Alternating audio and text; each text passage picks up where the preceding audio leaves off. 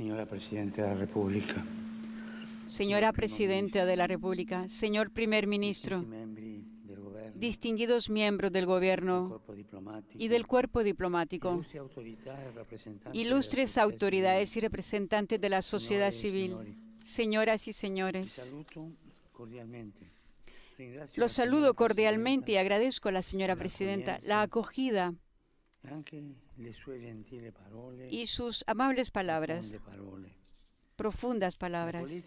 La política nace de la ciudad, de la polis, de la pasión concreta por vivir juntos, garantizando derechos y respetando deberes. Pocas ciudades nos ayudan a reflexionar sobre esto como Budapest, que no es solo una capital señorial y vivaz, sino un lugar central en la historia, habiendo sido testigo de cambios significativos a lo largo de los siglos. Está llamada a ser protagonista del presente y del futuro. Aquí, como escribió uno de sus grandes poetas, se abrazan las suaves olas del Danubio, que es pasado, presente y futuro. Quisiera pues compartir algunas ideas inspirándome en Budapest como ciudad de historia, ciudad de puentes y ciudad de santos. Ciudad de historia. Esta capital tiene orígenes antiguos, como atestiguan los restos de época céltica y romana. Sin embargo, su esplendor nos lleva a la modernidad. Cuando fue capital del Imperio Austrohúngaro durante el periodo de paz conocido como la Belle Époque, que se extendió desde los años de su fundación hasta la Primera Guerra Mundial. Nacida en tiempos de paz, ha conocido conflictos dolorosos, no solo invasiones de tiempos lejanos, sino en el siglo pasado violencia y opresión provocadas por las dictaduras nazista y comunista. ¿Cómo olvidar el año 1956? Y durante la Segunda Guerra Mundial, la deportación de cientos de miles de habitantes, con el resto de la población de origen judío, encerrada en el gueto y sometida a numerosas atrocidades. En este contexto hubo muchos justos valientes. Pienso en el nuncio Angelo Rota, por ejemplo. Mucha resiliencia y un gran esfuerzo en la reconstrucción. De modo que hoy Budapest es una de las ciudades europeas con el mayor porcentaje de población judía, centro de un país que conoce el valor de la libertad y que después de haber pagado un alto precio a las dictaduras, lleva en sí la misión de custodiar el tesoro de la democracia y el sueño de la paz. A este respecto, quisiera volver sobre la fundación de Budapest, que este año se celebra solemnemente. De hecho, se fundó hace 150 años, en 1873, con la unión de tres ciudades, Buda y Óbuda, al oeste del Danubio, y Pest, situada en la costa contraria. El nacimiento de esta gran capital en el corazón del continente evoca el camino unitario emprendido por Europa, en la que Hungría encuentra el propio cauce vital. En la posguerra, Europa representó, junto con las Naciones Unidas, la gran esperanza con el objetivo común de que un lazo más estrecho entre las naciones previniera conflictos ulteriores. Aún así, en el mundo en que vivimos no ha sido así, por desgracia. La pasión por la política comunitaria y por la multilateralidad parece un bonito recuerdo del pasado. Parece que asistiéramos al triste ocaso del sueño coral de paz, mientras los solistas de la guerra se imponen. En general parece que se hubiera disuelto en los ánimos el entusiasmo de edificar una comunidad de naciones pacífica y estable, delimitando las zonas, acentuando las diferencias, volviendo a rugir los nacionalismos y exasperándose los juicios y los tonos hacia los demás. Parece incluso que la política a nivel internacional tuviera como efecto enardecer los ánimos más que resolver problemas. olvidando la madurez que alcanzó después de los horrores de la guerra y retrocediendo a una especie de infantilismo bélico. Pero la paz nunca vendrá de la persecución de sus propios intereses estratégicos, sino más bien de políticas capaces de mirar al conjunto, al desarrollo de todos, atentas a las personas, a los pobres y al mañana, no solo al poder, a las ganancias y a las oportunidades del presente. En este momento histórico, Europa es fundamental, porque ella, gracias a su historia, representa la memoria de la humanidad y por tanto está llamada a desempeñar el rol que le corresponde, el de unir a los alejados, acoger a los pueblos en su seno y no dejar que nadie permanezca para siempre como enemigo. Por tanto, es esencial volver a encontrar el alma europea. El entusiasmo y el sueño de los padres fundadores, estadistas que supieron mirar más allá del propio tiempo, de las fronteras nacionales y las necesidades inmediatas, generando diplomacias capaces de recomponer la unidad en vez de agrandar las divisiones. Pienso cuando De Gasperi, en una mesa redonda, donde también participaron Schuman y Adenauer, dijo: es por ella misma, no por oposición a otros, que nosotros preconizamos la Europa unida. Trabajamos para la unidad, no por la división. Y también en lo que dijo Schuman, la contribución que una Europa organizada y viva puede aportar a la civilización es indispensable para el mantenimiento de unas relaciones pacíficas. En cuanto a palabras memorables, la paz mundial no puede salvaguardarse sin unos esfuerzos creadores equiparables a los peligros que la amenazan. En esta etapa histórica los peligros son muchos, pero me pregunto, pensando también en la martirizada Ucrania, ¿dónde están los esfuerzos creadores de paz? ¿Dónde están? Budapest es ciudad de puentes. Vista desde lo alto, la perla del Danubio muestra su peculiaridad precisamente gracias a los puentes que unen sus partes, armonizando su configuración con la del gran río.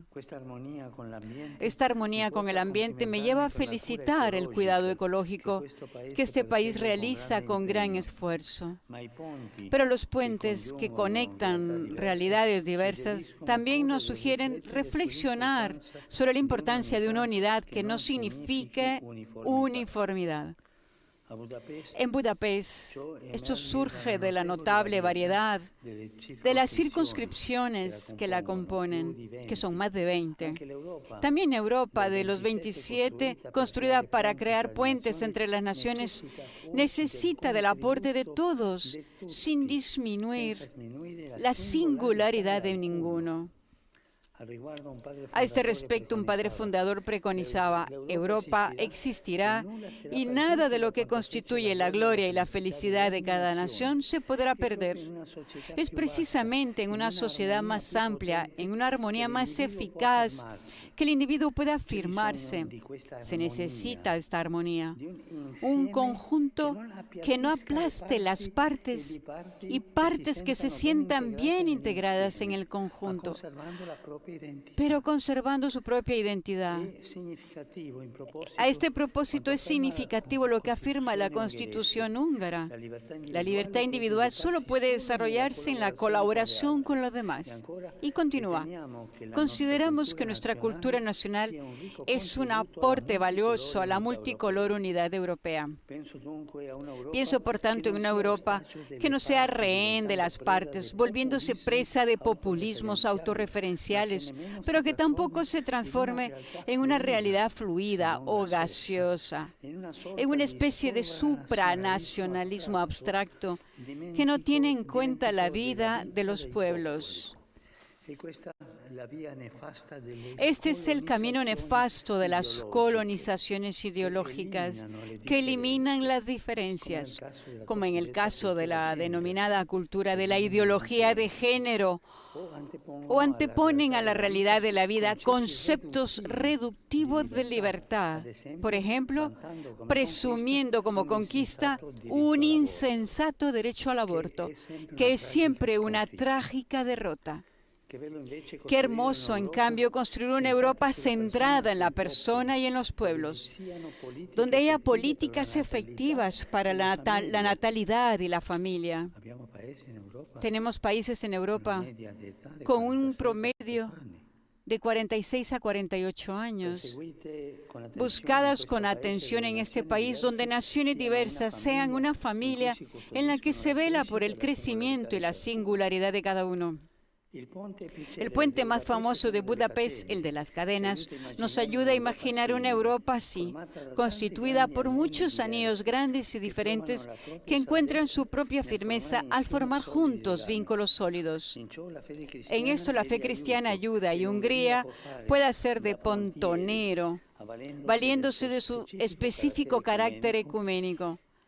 Aquí diversas confesiones conviven sin antagonismos, colaborando, incluso el año pasado en una reunión que tuve con ustedes, colaborando y respetuosamente con espíritu constructivo, con la mente y el corazón, me dirijo a la abadía Pannonhalma, uno de los grandes monumentos espirituales de este país, lugar de oración y puente de fraternidad. Esto me lleva a considerar el último aspecto. Budapest, ciudad de santos. Señor Presidente, habló de Santa Isabel, ciudad de santos, como nos lo sugiere este cuadro del apóstol en esta sala. El pensamiento no puede menos que dirigirse a San Esteban, primer rey de Hungría, que vivió en una época en la que los cristianos en Europa estaban en plena comunión. Su estatua en el interior del castillo de Buda sobresale y protege la ciudad, mientras que la basílica dedicada a él en el corazón de la capital es, junto con la de Esztergom, el edificio religioso más imponente del país. Por tanto, la historia húngara nace marcada por la santidad, y no solo de un rey, sino de toda una familia. Su esposa, la beata Gisela, y su hijo San Emérico. Este recibió de su padre algunas observaciones que constituyen una especie de testamento espiritual para el pueblo magiar. Hoy me lo han prometido regalar, este testamento, este prospecto. En él leemos palabras muy actuales. Te recomiendo que seas amable no solo con tu familia y parientes, o con los poderosos y adinerados, o con tu prójimo y tus habitantes, sino también con los extranjeros. San Esteban motiva todo ello con genuino espíritu cristiano, escribiendo: la práctica del amor es la que conduce a la felicidad suprema. Y comenta diciendo: sé manso, a fin de no combatir nunca contra la verdad. De ese modo, conjuga inseparablemente la verdad y la mansedumbre. Es una gran enseñanza de fe. Los valores cristianos no pueden ser testimoniados por medio de la rigidez y las cerrazones, porque la verdad de Cristo conlleva mansedumbre y amabilidad, y en el espíritu de las bienaventuranzas. Aquí radica esa bondad popular húngara, revelada por ciertas expresiones del lenguaje común, como por ejemplo, perdonen la pronuncia, Jonak Lenin yo, es bueno ser buenos, y Job adni mint kabni, es mejor dar que recibir. De esto no solo se desprende la riqueza de una identidad sólida, sino la necesidad de apertura a los demás, como reconoce la Constitución cuando declara: respetamos la libertad y la cultura de los otros pueblos, nos comprometemos a colaborar con todas las naciones del mundo. Esa también afirma: las minorías nacionales que viven con nosotros forman parte de la comunidad política húngara y son parte constitutiva del Estado. Y se propone el esfuerzo por el cuidado y la protección de las lenguas y de las culturas de las minorías nacionales en Hungría. Esta perspectiva es verdaderamente evangélica, tanto que contrasta una cierta tendencia, a veces justificada en nombre de las propias tradiciones e incluso de la fe, a replegarse sobre sí. Asimismo, el texto constitutivo, en pocas y decisivas palabras impregnadas de espíritu cristiano, asevera: declaramos que la asistencia a los necesitados y a los pobres es una obligación. Esto remite a la sucesiva historia de santidad húngara, representada por los numerosos lugares de culto de la capital, desde el primer rey que estableció los fundamentos de la vida común a una princesa que eleva el edificio hacia una pureza mayor. Es Santa Isabel, cuyo testimonio ha alcanzado todas las latitudes. Esta hija de vuestra tierra murió con 24 años, después de haber renunciado a sus bienes y haber distribuido todo a los pobres. Se dedicó hasta el final al cuidado de los enfermos en el hospital que había mandado construir. Es una piedra valiosa y preciosa del Evangelio.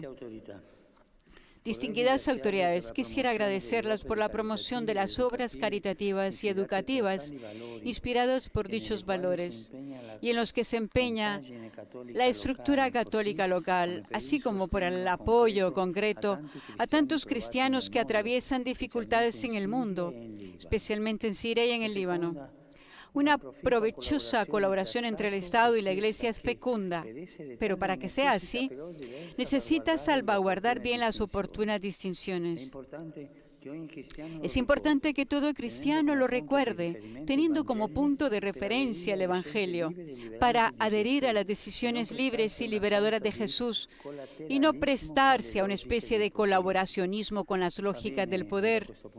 Desde este punto de vista, hace bien una sana laicidad, que no decaiga en el laicismo generalizado, que se muestra alérgico a cualquier aspecto sacro, para luego inmolarse en los altares de la ganancia. Quien se profesa cristiano acompañado por los testigos de la fe está llamado principalmente a dar testimonio y a caminar con todos, cultivando un humanismo inspirado por el Evangelio y encaminado sobre dos vías fundamentales: reconocerse hijos amados del Padre y amar a cada uno como hermano. En este sentido, San Esteban dejaba a su hijo extraordinarias palabras de fraternidad, diciendo que quien llega ahí con lenguas y costumbres diferentes adorna el país. En efecto, escribía, un país que tiene una sola lengua y una sola tradición es débil y decadente. Decadente. Por eso, te recomiendo que acojas con benevolencia a los forasteros y los honres, de manera que prefieran estar contigo y no en otro lugar. Este es San Esteban. La acogida es un tema que suscita numerosos debates en nuestros días y sin duda es complejo. Sin embargo, la actitud de fondo para los cristianos no puede ser diferente de lo que transmitió San Esteban. Después de haberlo aprendido de Jesús, que se identificó con el extranjero necesitado de acogida.